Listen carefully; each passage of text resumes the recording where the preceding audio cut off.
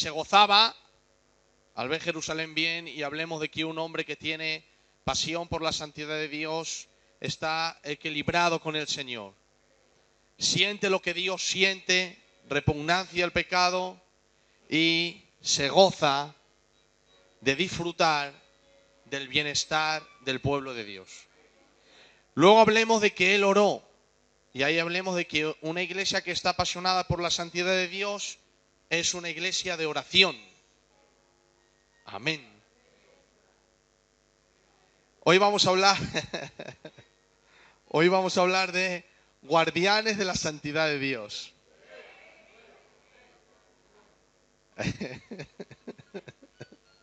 Gloria al Señor. Guardianes de la santidad de Dios. Es que a los hombres les he dicho que de vez en cuando digan amén. Digo, sois unos petardos, aquí las mujeres son las mejores que vosotras.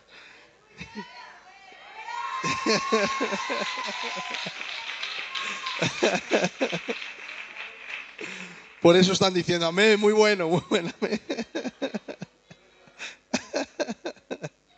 Guardianes de la santidad de Dios. Amén. Yo solamente que el título ya nos está hablando. Guardianes de la santidad de Dios.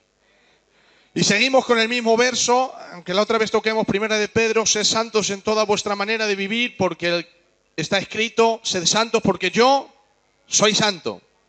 Y Proverbios 4:23, sobre toda cosa guardada, guarda tu corazón, porque de él mana la vida. Ahora quiero entrar un poquito más en la historia de Nehemías, aunque ayer el hermano Enrique la explicó perfectamente. Hablemos de Nehemías como un hombre que sentía lo que Dios siente y un hombre de oración. Seguimos hablando de pasión por la santidad. Nehemías le pidió al rey, ¿os acordáis la conversación esa que tuvo? Que le vio el rey triste y él en ese momento oró. Dije que esa oración surgía de la intimidad, en una oración de comunión. Deprisa fue todo, oró a Dios y le dijo al rey, pues le pidió ir a Judá a levantar los muros, edificar las puertas, construir de nuevo Jerusalén. Y el rey le dijo que sí, pero él tenía que hacer 900 millas, que son 1400 kilómetros. Tenía que pasar por bosques, tenía que pedir permiso a mucha gente. Entonces le dijo, dame cartas para que donde yo vaya los gobernadores me abran paso. Y luego también dame cartas para que Asaf, guarda del bosque, me dé madera para enmaderar las puertas de palacio y para el muro de la ciudad y para una casa para mí. Es impresionante que este hombre tuviera esta visión y que tuviera esta pasión, porque él no sabía, él le habían dicho lo que había en Jerusalén, pero no lo había visto. Pero él ya se preparó, porque iba dispuesto a restaurar Jerusalén. Iba dispuesto a levantar las puertas caídas. Iba dispuesto a levantar las murallas derribadas. Él lo tenía en su corazón y estaba determinado a hacerlo. Nada le iba a parar, nada le iba a detener, nada le iba a echar atrás. Él estaba decidido, rey, dame cartas, que me flanqueen el paso a los gobernadores. Dile a Asaf, guarda del bosque, que me dé madera. Estaba decidido a construir la ciudad de Dios de nuevo. Y te voy a decir algo. Cuando llegó, dice la Biblia, que por la noche, con un caballo, empezó a ver cómo estaba la ciudad. Y dice que vio las puertas caídas, las murallas derribadas, todo quemado. Y ya por la mañana se acercó a los judíos. Nehemías tenía que tener una personalidad arrolladora, porque los judíos llevaban ya 100 años en libertad, lo cual quiere decir que 100 años atrás ya había judíos en Jerusalén, pero ninguno se atrevió a levantar las murallas, y ya llevaban 100 años, y este llega, y en 3 días pone a todo el pueblo a trabajar. Aparte de tener una personalidad arrolladora, porque tenía que tener una personalidad arrolladora, era un hombre de Dios. Nehemías era un hombre de Dios. ¿Sabes? Necesitamos hombres de Dios. Mujeres de Dios necesitamos. gente que sea de Dios, que huela a Dios, que hable de Dios, que sienta a Dios, que cuando le veas, veas a Dios en su rostro, veas a Dios en sus actitudes, veas a Dios en sus consejos, veas a Dios cuando anda, cuando viste, cuando adora, cuando se sienta, cuando se levanta. Cuando vemos un hombre y una mujer así, nos hace bien el alma, nos hace bien el corazón. Cuando ves un hombre y una mujer determinado a ser de Dios. Y cuando él se levantó, lo primero que le dijo a los judíos era: vosotros veis el mal en que estamos. Vosotros veis, lleváis aquí 100 años, yo llevo 3 días y ya lo estoy viendo. Porque siempre os he dicho que reconocer el fracaso es el 50% de la victoria. Reconocer que tengo pecado en mi vida, entonces ahí lo puedo abandonar. Y lo primero que les dice es: vosotros veis. No hace falta que venga nadie a decírnoslo, lo estamos viendo. Porque el que más sabe acerca de tu vida, excepto Dios, eres tú. Tú sabes cómo estás. Tú sabes cuál es la determinación de tu vida. Tú sabes cuál es el propósito de tu vida. Tú sabes lo que fluye en tu interior cuando nadie te ve. Tú conoces los deseos más íntimos de ti. Tú te has visto a solas cuando nadie te ha visto. Y tú sabes lo que eres capaz de llegar a hacer porque lo has hecho. Nadie te conoce mejor que tú. No hace falta que yo venga a decirte quién eres, ni tú vengas a decirme quién soy. Tú ya sabes lo que has hecho. Tú ya sabes quién eres. Tú ya sabes hasta dónde puedes llegar a hacer las cosas y sabes lo que fluye en tu corazón. No hace falta que venga un ángel. Vosotros veis que estáis mal, le dijo Nehemías. No hace falta que nadie venga a profetizarte. Tú ya lo ves. Dices: veis que estamos mal, que Jerusalén está desierta, sus puertas quemadas por el fuego. Y ahora dice: venid y edifiquemos el muro de Jerusalén y no estemos más en oprobio. Oh, este era un hombre de Dios. Les estaba diciendo: nosotros somos el pueblo de Dios. Estáis viendo que estamos mal y no queréis hacer nada. No queréis levantaros. No queréis venir. No queréis luchar. Pero dijo él: venid a mí. Levantemos la ciudad. Levantemos las puertas. Levantemos los muros y no estemos más en oprobio. Les estaba diciendo: estáis así porque queréis. Pero hoy Dios viene hablándote a tu vida y te dice el Señor: venid, levantemos las puertas del temor, levantemos las murallas de la consagración y de la santidad. No estemos más en oprobio. Levántate como un hombre y una mujer de Dios. Acógete al texto de Isaías 60. He aquí, levántate y resplandece, porque ha venido tu luz y la gloria de Jehová ha nacido sobre ti. Cuando dice el Señor: he aquí, levántate, no estaba sugiriendo, no estaba aconsejando, no estaba diciendo: mira a ver si lo ves bien, no estaba diciendo: haz cálculos. Era un mandato: he aquí, levántate y resplandece, porque ha venido tu luz y la gloria de Jehová ha nacido sobre ti. Es hora de que la iglesia se levante como la dama de Dios que es, como la esposa blanca, sin mancha ni arruga, y le diga al pecado: no, hasta aquí llegaste, estoy determinado a servir a Dios. No me quiero guiar por las emociones, ni por los sentimientos, solamente por la palabra de Dios.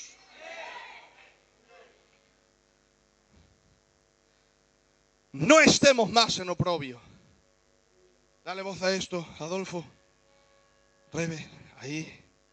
No estemos más en oprobio. ¿Y sabe lo que dijo el pueblo? El pueblo dijo: levantémonos y edifiquemos el muro de Jerusalén. Dice la Escritura: así esforzaron sus manos para el bien. Así esforzaron sus manos para bien. ¿Qué te crees? ¿Que no te va a costar? ¿Que no hay esfuerzo? Sí lo hay. Claro que hay esfuerzo levantarte. Claro que hay esfuerzo seguir a Dios. Claro que hay esfuerzo vivir en santidad.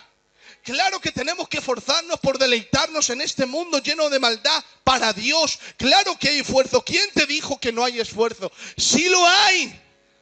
Pero también hay recompensas. Hay recompensas para aquel que se esfuerza en vivir una vida de santidad. Hay recompensas de Dios. Lo primero, cuando vives en santidad, es el gozo que sientes en tu corazón de estar agradando al Señor. Es el deleite de tener una comunión íntima con Él. Es el deleite de compartir lo que Dios más ama de todo su ser, que es la santidad. Empezaron a repartir el trabajo y empezaron a edificar. La primera puerta que edificaron, la puerta de las ovejas. La segunda, la puerta del pescado. La tercera, la puerta vieja. Cuarto, la puerta del valle. Quinto, la puerta del muladar. Sexto, la puerta de la fuente. Séptimo, la puerta de las aguas. Octavo, la puerta de los caballos. Noveno, la puerta oriental. Décimo, la puerta del juicio. Y el muro fue terminado en 52 días. Levantaron el muro. Yo quiero entrar aquí unos momentos antes de terminar. ¿Por qué levantar muros? ¿Por qué levantar muros? ¿Por qué una ciudad necesita muros? Lo primero, para que el enemigo no entre. ¿Sabes? Satanás, le das una pezuña, te coge el cuerpo entero. La Escritura dice, no deis lugar al diablo. La palabra lugar en griego es, no le cedáis terreno. Porque es un sinvergüenza. Por eso Faraón le decía a Moisés, mira, vete de Egipto con tu pueblo, pero déjame a mí las ovejas. Quería enviar a los adoradores de Jehová sin ofrendas para adorar. Y dijo Moisés, no te dejamos ni una pezuña.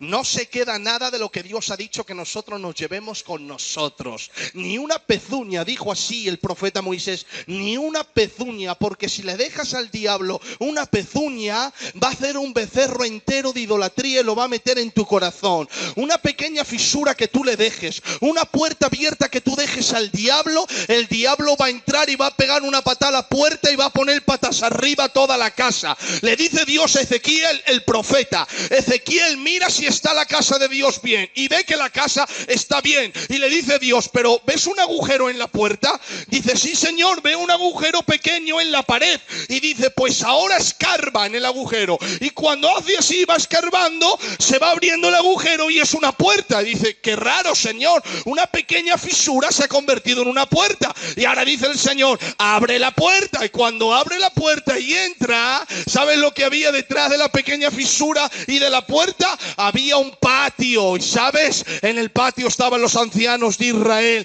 adorando a demonios, adorando a los dioses, al sol y a la luna. ¿Qué cosas? Una pequeña fisura, había una puerta, había un patio y allí había mucho pecado. Porque al diablo le dejas una pequeña fisura y puede crear una puerta y puede crear un patio para que empieces a meter basura allí y pecado. Pero yo le digo al diablo, como le dijo Moisés a Faraón, ni una pezuña te dejamos. Estamos apasionados por la santidad de Dios. Apláudele a tu Dios. Aleluya. Y a su nombre y a su gloria. Lo primero es que el enemigo no entre. Levanta murallas, iglesia. Levanta murallas de santidad, de piedad, de temor, de intimidad, de comunión. Centra tus pensamientos en Cristo. Lo primero, el enemigo no entra. Y segundo, para tener control de quién entra en Jerusalén, creo que necesitamos custodiar nuestra consagración. ¿Qué estamos dejando que entre en nuestro corazón? ¿Qué estamos dejando que entre en nuestra casa? ¿Qué estamos dejando que entre en nuestra mente? Se suele decir, no podemos evitar que el pájaro vuele, pero sí que haga nido. No puedes evitar que vuele, pero sí que hagan ido. No permitas que el diablo tuerza tu comunión con Dios. Tienes que custodiar la santidad de Dios en tu corazón. Mira, escucha esto. En el libro de Génesis, cuando Adán pecó, Dios lo echó del huerto. Y estaba el árbol de la vida, que tenía frutos y podían comer de ahí. Si ellos comen, viven para siempre, pero en pecado. Era una injusticia contra Dios. ¿Sabe lo que hicieron los querubines? Se pusieron alrededor del árbol, con espadas encendidas en fuego. Soltaron las espadas y las espadas empezaron a volar alrededor del árbol. Y daban vueltas y vueltas y vueltas. No podía entrar nadie absolutamente. Ningún mal pensamiento, ningún hombre pecador. Nadie se podía acercar ahí, ni usted ni yo nos podíamos acercar. Porque había espadas de querubines que estaban guardando el árbol de la vida. Estaban custodiando la santidad de Dios, respetando el honor de Dios. Y eso es lo que debemos hacer nosotros. Tenemos que tener la espada de Dios a nuestro alrededor, llamada la palabra de Dios. Continuamente meditando en ella, a nuestro alrededor, en nuestros pensamientos. Sin tener misericordia del pecado y no dejando que nada entre para tomar del árbol de la vida que hay en nosotros. En nosotros está el árbol de la vida llamado Jesús, y no podemos dejar que nada impuro entre en él, porque lo va a deshonrar. Tenemos que estar cautivos a la palabra de Dios. Ellos custodiaban el árbol de la vida. Y ahora te digo una cosa, iglesia de Aranjuez, tómamelo con mucho amor. Debemos de ser determinantes. Determina lo que quieres en esta vida. Si quieres servir al Señor, hazlo bien. Debemos de ser determinantes como Nabot. ¿Sabes quién era Nabot? Era un hombre en Primera de Reyes. Vivía al lado del palacio. Tenía una viña al lado del palacio. Y el rey Acab, ni más ni menos que un rey, Hermanos, es que la vida es así. Se acerca a un pordiosero. Y bueno, pues se acerca a otro más importante y es normal. Somos así, somos seres emocionales, cambiantes, que podemos cambiar nuestros principios, que podemos incluso torcer nuestros brazos. Somos así, se lo ha pedido un rey. Ha ido un rey donde Nabot y le ha dicho: Nabot, la viña que está junto a mi palacio, te doy otra mejor por ella. Te doy otra, yo tengo muchas mejores que tú, porque yo soy rey y tú tienes una. Y le dice Nabot: lo siento, rey, tus viñas serán mejores, pero la única viña que tengo yo es la heredad que mi padre me dejó. Y yo no te voy a dejar la heredad de mi padre por ninguna viña que tú tengas mejor.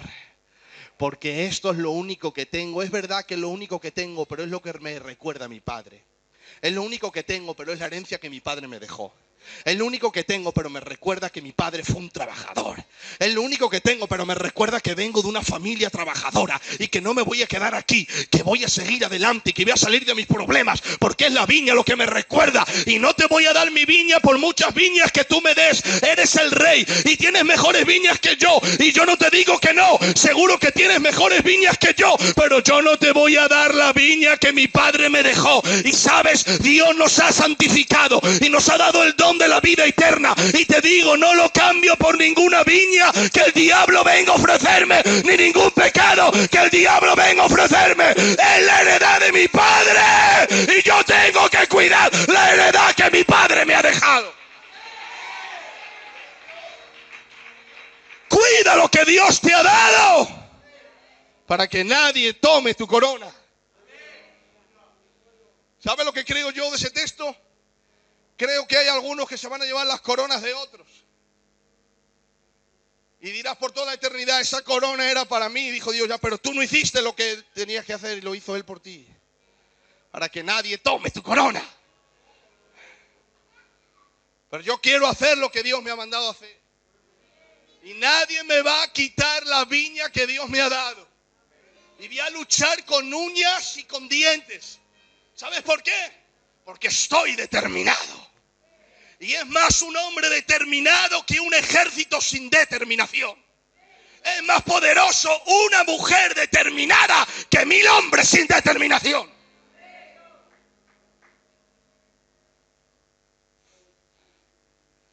Yo estoy determinado, ¿y tú? Debes de estar determinado, de servir al Señor, de deleitarte en su santidad, de crecer en la gracia, de dejarte de niñerías y de bobadas y de centrar tu mente en Cristo e ir creciendo en pureza, en integridad, en principios. Debemos de ser determinantes como Nabot.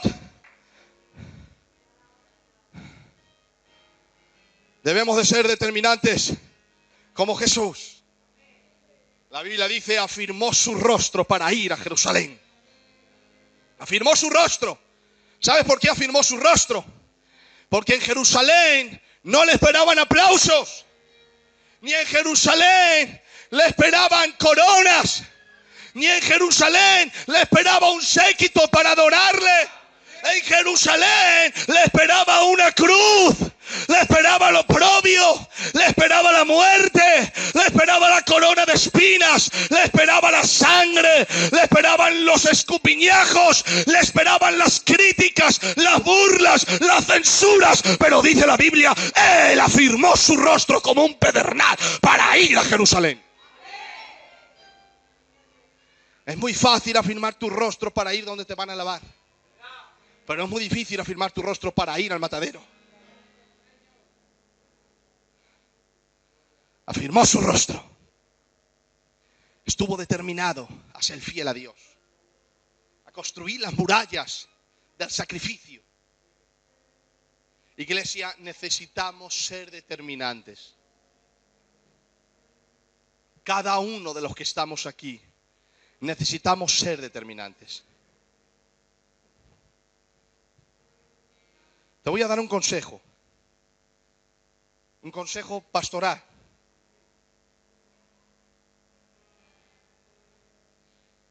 Cuando veas que tu vida no está funcionando, si sientes que tu vida no está realizada, párate. Párate. Tómate 2 días, tú y el Señor y tú. Y el primer día no hables con Él. El primer día habla contigo mismo. ¿Has escuchado esto? El primer día no hables con Él. El primer día habla contigo mismo. Y pregúntate, ¿por qué? ¿Por qué estoy así? ¿Por qué no crezco? ¿Por qué no funciono? ¿Por qué no avanzo? ¿Por qué no salgo de mi estanque? ¿Por qué está así mi matrimonio? ¿Por qué está así mi vida? ¿Por qué está así mi corazón? ¿Tiene que ser así la vida? Hazte todas esas preguntas. Y el segundo día, pregúntaselas a Dios.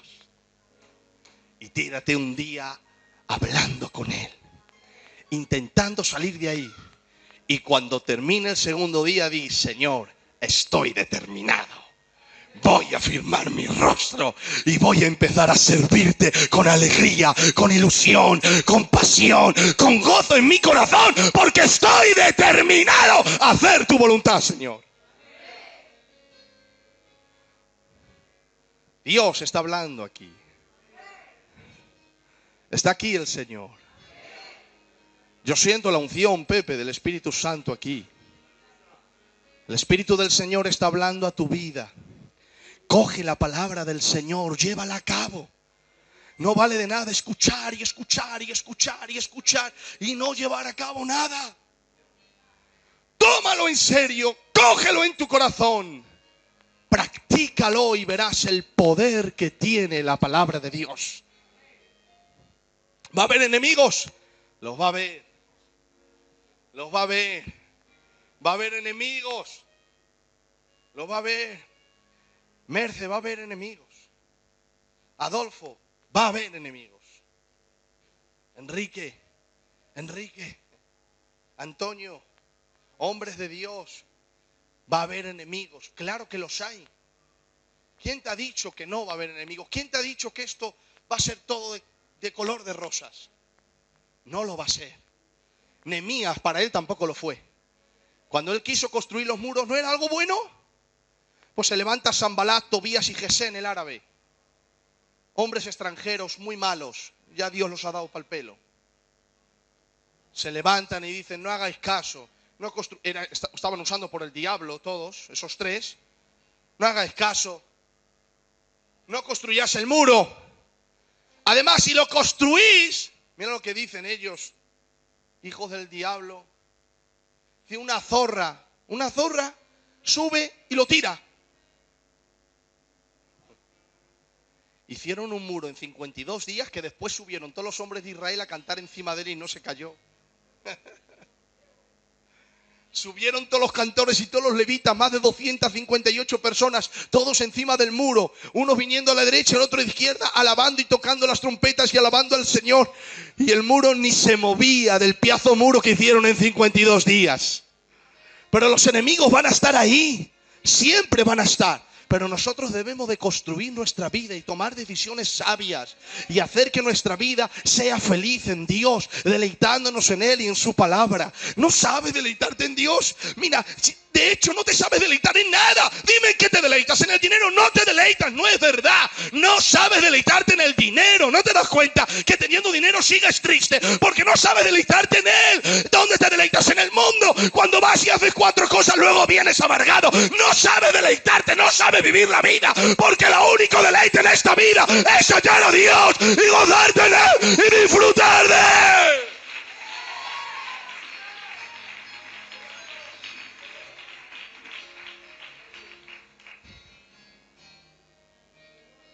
Esta vida en pecado no está hecha para disfrutar.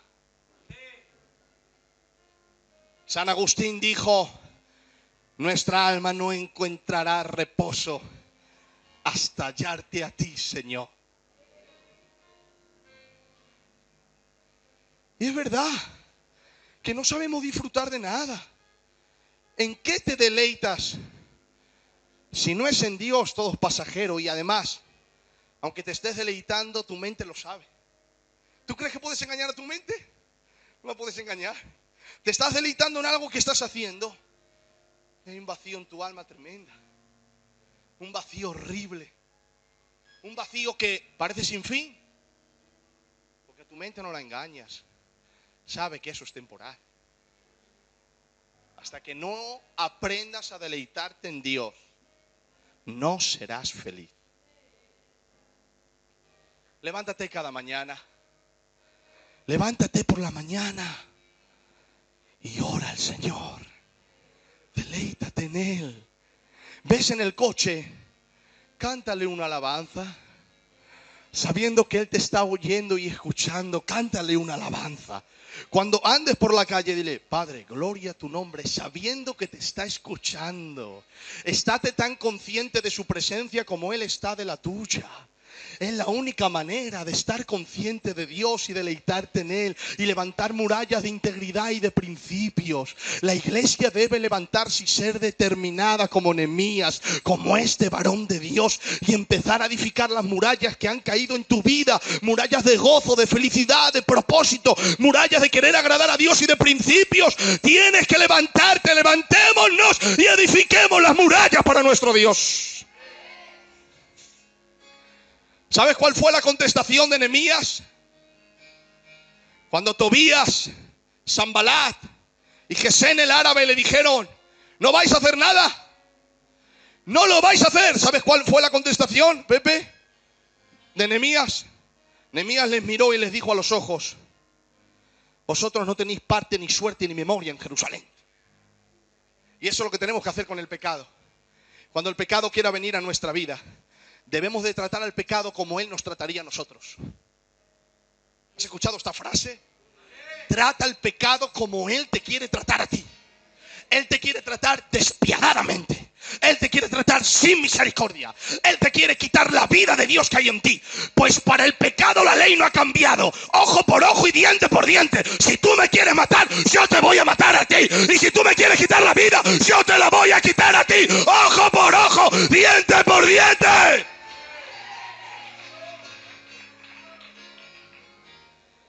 Colosenses 3 dice, haced morir lo terrenal en vosotros.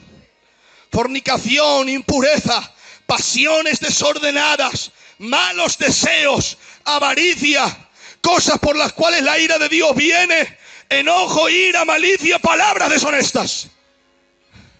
Enfádate con el pecado. Enfádate. No te enfades cuando te hagan algo a ti, cuando un hermano te diga algo a ti. Enfádate con el pecado. Aprende a ver lo que no ves. No ves que la gente viene a hacerte daño, es el demonio que viene a hacerte daño. Aprende a ver lo que no ves. Enfádate con el pecado.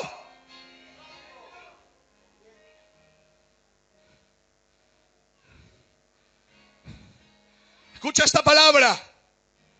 Jesús no se enfadó cuando le llamaron demonio. ¿Tú sabes lo que es al santo de los santos llamarle demonio? Los propios demonios arrodillados le decían: tú eres el santo de Dios.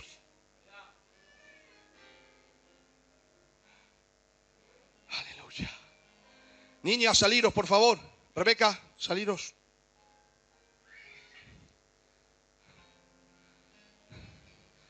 Enfádate con el pecado. Te quiere quitar la vida de Dios. Te quiere apartar de la comunión con tu Padre Celestial. Quiere levantar tu casa y poner todo patas arriba. Enfádate con el pecado. Jesús nunca se enfadó cuando le llamaron demonio. Pero sí se enfadó cuando de la casa de su padre hacían cueva de ladrones. Y se metió con un látigo, volcó las mesas y tiró a los cambistas. Y empezó a dar libertad a las palomas. Y tiró todo de una patada y puso todo patas arriba. Y dijo: mira, a mí no me importa lo que me llaman, pero el honor de mi padre y la santidad de mi padre debe de ser honrada y respetada. Y si vosotros lo queréis, yo estoy aquí para defender la santidad de mi padre. Debemos de custodiar la santidad de Dios en nuestro corazón.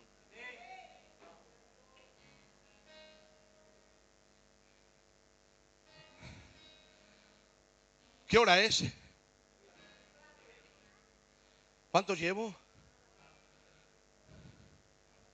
Media hora. ¿Puedo dar el segundo punto? Esto me lo he preparado hoy. A las 3 de la tarde he empezado.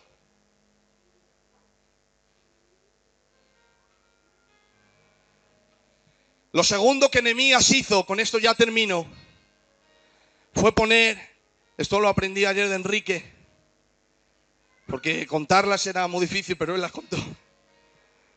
Fue poner 40 familias, 40 a trabajar. Pero mira lo que hizo. ¿Cuántos de aquí alguna vez se han desanimado? Todos, ¿verdad? ¿Quieres ver la estrategia de Nehemías? Y con esto ya termino. Empezó a construir los muros y como veía que Sanbalat y Gesén el árabe estaban metiendo ahí mala cizaña y ellos se venían abajo, ¿saben lo que hizo Nehemías? Cogió a los padres junto con los hijos y dijo: tú vas a trabajar con tu mujer y tus hijos.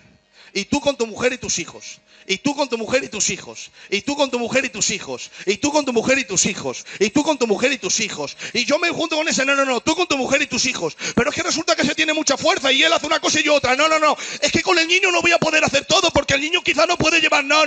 Tú con tu mujer y tus hijos. Porque cuando venga el desánimo y veas que las murallas no están terminadas y sabes que el enemigo está fuera, vas a ver a tus hijos y vas a ver a tu mujer. Y cuando veas a tu mujer y a tus hijos, entonces vas a decir: venga, chavales, vamos a animarnos, que los niños están aquí con nosotros y las mujeres están con nosotros. La estrategia de Nehemías era trabajar por familias, para que lucharan por su casa, para que lucharan por sus hijos. Tienes que enfadarte con el pecado, porque no estás solo, iglesia. Hay casas, hay hogares, hay familias, hay hijos contigo. Reconstruye las murallas y no permitas que el enemigo entre a tu casa.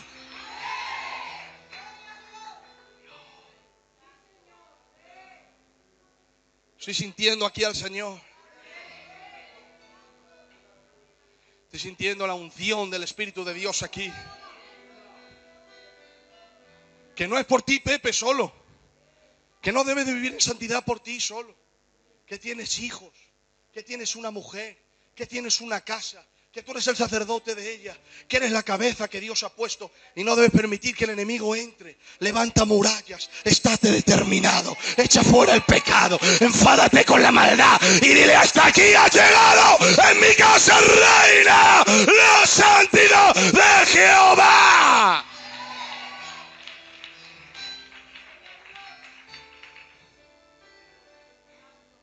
Terminaron las murallas. Y cuando terminaron las murallas, ¿sabes? El Señor me está bendiciendo a mí más que a vosotros, porque estoy aprendiendo a predicar de una manera que nunca hice. Os voy a decir el por qué. Porque yo siempre me he preparado un mensaje, lo he ensayado, lo he meditado, luego lo he predicado. Luego lo he vuelto a predicar, lo he dominado más, luego lo he dominado más. Pero es que ahora lo preparo y ya era muy difícil a lo primero, pero ya me está saliendo mejor. Y esto pues gracias a la iglesia del Señor, si nunca lo había hecho así.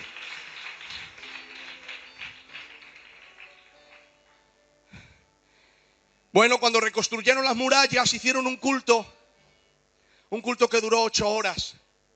Y Esdras, el sacerdote, empezó a leer la Torá, la Biblia, y dice la Biblia, la Torá son los 5 primeros libros de la Biblia, Génesis, Éxodo, Levítico, Número, Deuteronomio. Empezó a leerla y dice que los mayores, los ancianos y los niños, todos llorando. Dice que estaba lloviendo y no le importaba la lluvia, dice todos llorando. Porque el templo Esdras lo reedificó y las murallas Nehemías lo reedificó. Las murallas tipifican protección y el templo el lugar espiritual. El templo significa los valores morales y las murallas los valores de protección, llevando a cabo los valores morales en casa. Y lo reconstruyeron. Y ahora empezaron a llorar. Jerusalén está otra vez nueva después de 100 años, hermanos. Es muy fuerte. Porque para nosotros Jerusalén no significa nada. Aunque como creyentes sí, porque es la ciudad de Dios, pero ellos más, porque es su ciudad. La que sus padres conquistaron, estaban todos, Javi, llorando delante del Señor, escuchando la ley. ¿Y sabe lo que pasó? Ramón, Juan, que entre ellos se miraron y dijeron, niños y grandes, debemos de volver a la palabra. Vamos a volver a la palabra. Hicieron 3 pactos. Lo primero que acordaron es que no se casarían con mujeres extranjeras incrédulas de alrededor, porque el Señor lo había prohibido. El Señor quería una simiente santa para que viniera su Cristo de gloria. Entonces lo primero que dijeron, no nos vamos a casar con mujeres extranjeras porque ya se habían casado con mujeres extranjeras. Segundo, no compraremos ni venderemos en el día de reposo. Honraremos el día del Señor porque no lo estaban cumpliendo. Y tercero, supliremos las necesidades del templo y los levitas porque no le estaban dando el diezmo a los levitas. Porque si ellos no tienen dinero, se tienen que ir a trabajar. Pero si ellos tienen dinero, se quedan en casa, estudian la Torah y la pueden enseñar. Como no les estaban dando dinero, ellos estaban en los campos trabajando. Entonces ellos dijeron, no, vamos a cumplir también con esto. 3 pactos. No casarse con mujeres extranjeras, no comprar ni vender en el día de reposo y suplir las necesidades del templo. Un avivamiento glorioso. El capítulo 8 y 10 de Nehemías lo puedes leer. Todo el mundo llorando, doblegándose ante la palabra, los muros construidos. Me hubiera gustado estar allí y disfrutar de la presencia del Señor con todos. Ya termino con esto, de verdad. Ya termino. Quiero leer algunos versículos. Nehemías, después de este avivamiento glorioso, se tuvo que ir otra vez a Susa, la capital de Grecia, donde el rey Artajerjes. La Biblia no dice por qué se fue, pero se tuvo que ir. Creo que se fue 2 años. 2 años. Entonces el pueblo se quedó sin pastor. Pero ellos prometieron servir al Señor en estas 3 cosas y lo empezaron a hacer. No empezaron a casarse con mujeres extranjeras, empezaron a respetar el día de reposo, empezaron a alimentar a los levitas. Escucha esto, que quiero que te enteres de esto, por favor, que es muy bonito, ¿vale? Y ya termino. Ya termino. Nehemías se fue 2 años. Cuando regresó, Antonio vio que el pueblo ya se había torcido de nuevo. Qué pena, ¿verdad? Ha edificado el Señor el templo, ha edificado el Señor el muro, os ha traído la palabra, ha enviado su espíritu, ha traído un avivamiento. Se va Nehemías, el pueblo se... Hermanos, que no podemos depender de los hombres. Os he dicho que mi mayor labor aquí es hacer mi necesario. Enseñaros a tener vuestra propia comunión. Mira, ¿sabes lo que hacía mi hermano cuando yo era pequeño? Tenía una California naranja. ¿Os acordáis de la California? Era una bici. Una California naranja, ¿os acordáis?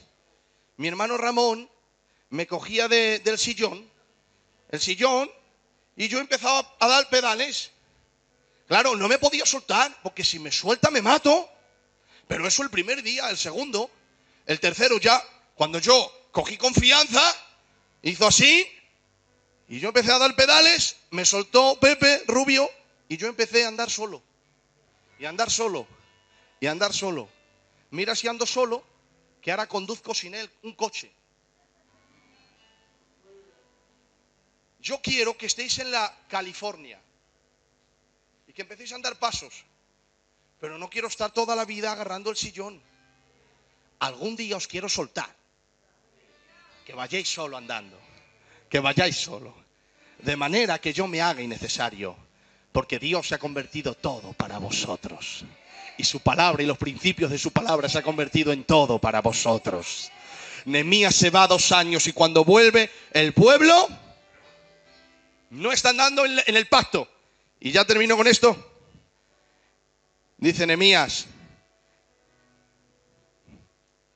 versículo 11. Cuando va Nehemías dice: encontré asimismo que las porciones para los levitas no habían sido dadas, y que los levitas y cantores que hacían el servicio habían huido cada uno a su heredad. Claro, no les estaban pagando y tenían que comer sus niños. Tenían que irse a trabajar. Entonces Nehemías dice, cuando volvió otra vez a Jerusalén, dice, descubrí que no les estaban dando el diezmo a los levitas. Mira también lo que descubrió, versículo 17.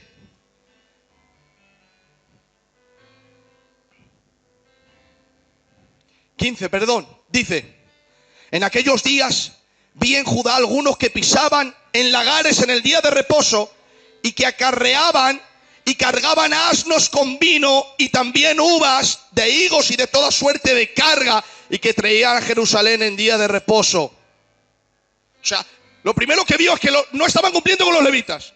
Lo segundo que vio es que en el día de reposo estaban trabajando. Y en el versículo 23 dice, asimismo en aquellos días vi a judíos que habían tomado mujeres de Asdod, amonitas y moabitas, y la mitad de sus hijos hablaban la lengua de Asdod. No sabían hablar la lengua judaica, sino que hablaban conforme a la lengua de cada pueblo. O sea, que ellos habían prometido no casarse con mujeres extranjeras, guardar el día de reposo y dar el diezmo a los levitas, sí o sí. Se va Nehemías, vuelve, y ¿qué ve Nehemías? Que no están dando el diezmo, que están trabajando en el día de reposo, ¿y qué más? Que se habían casado con mujeres extranjeras. Te pregunto, ¿qué hizo Nehemías? ¿Quieres ver lo que hizo? ¿Tú crees que Nehemías se cayó? ¿Tú crees que Nehemías aguantó eso? Porque un hombre que custodia la santidad de Dios es un hombre determinante.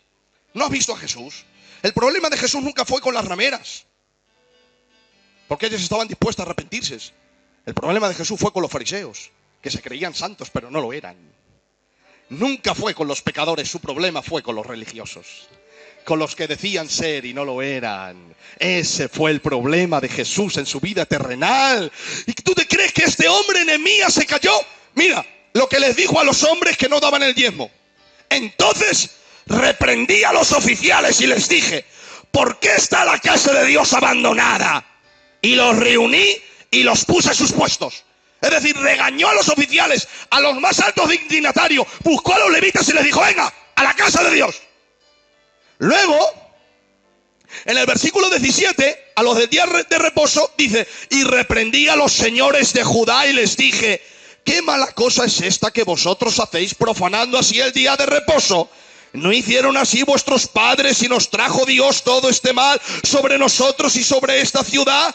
¿Y vosotros añadís ira sobre Israel profanando el día de reposo? ¿Y qué les dijo a los hombres que se casaron con mujeres extranjeras? Versículo 23 dice, vi asimismo en aquellos días que habían tomado mujeres extranjeras. Versículo 24, la mitad de sus hijos hablaban la lengua de Asdod. Versículo 25, y reñí con ellos y los maldije y herí a algunos de ellos y les arranqué el pelo. ¡Qué hombre de Dios! ¡Qué determinado! Cogió y los juró, les pegó, les arrancó el pelo. ¡Qué hombre de Dios! ¡Qué determinado! Para el día de reposo lo estáis profanando. Los levitas no reciben el diezmo, pero ya casaros con mujeres extranjeras. Estáis rompiendo la pureza de los judíos. Y les arranqué el pelo, les maldije, los juré, pegué a alguno de sus padres. Y les dije, no daréis vuestras hijas a sus hijos, ni tomaréis de sus hijas para vuestros hijos, ni para vosotros. ¿No pecó por esto Salomón, rey de Israel? Qué pasión tenía por las palabras de Dios. Qué pasión por la santidad. Qué enfadado estaba contra el pecado. Bueno, ya con esto ya termino, de verdad. ¿Sabe lo que pasó al final? ¿Lo quieren saber? En esos 2 años, el sacerdote Eliasib tenía un niño. ¿Sabe lo que hizo con ese niño? Lo pidió con una niña. Y esa niña, ¿sabes quién era? La niña de Tobías, el enemigo. Años atrás no pensaba, vamos, ni por remota idea dar a su hijo. Pero el pecado es muy sutil. No entra de la noche a la mañana. Va haciendo huella y huella y huella y huella. Cuando te quieres dar cuenta, hasta a tu enemigo le entregas tu hija. Casó a su hijo con una hija de Sanbalat, cuando Sanbalat era un enemigo de Dios. Pero ¿sabes lo que hizo Nehemías? Dice, entonces supe del mal que había hecho Eliasib por consideración a Tobías, haciéndole para él una cámara en los atrios de la casa de Dios. No solo se hizo en su consuegro, sino que en la casa de Dios lo metió y le hizo una cama y una habitación.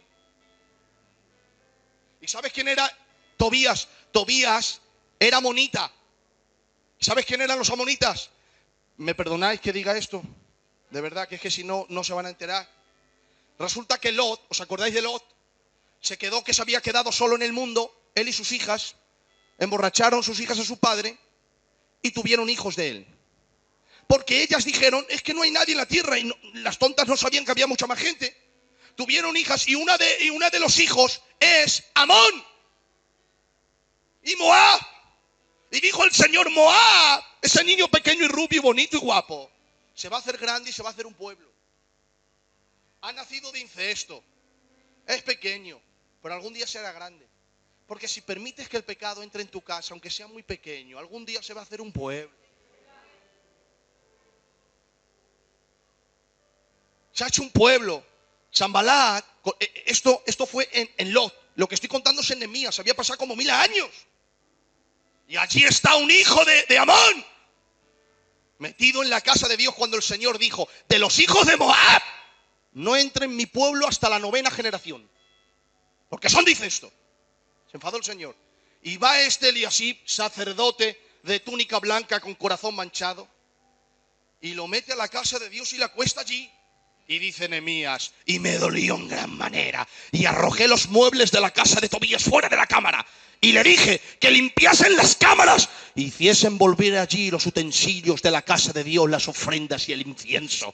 ¡Qué determinante! Se metió dentro, cogió, es que era impresionante, ¿eh? Cogió de los pelos a Tobías, lo sacó fuera, se metió dentro, cogió los muebles y los tiró, y dijo, mete aquí los utensilios de la casa de Dios, que este no puede estar aquí.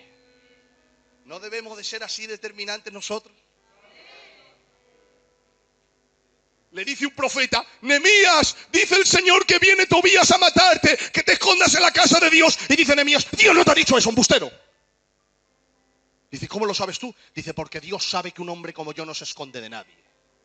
Eso a mí Dios no me dice. No dejes que el pecado te asuste.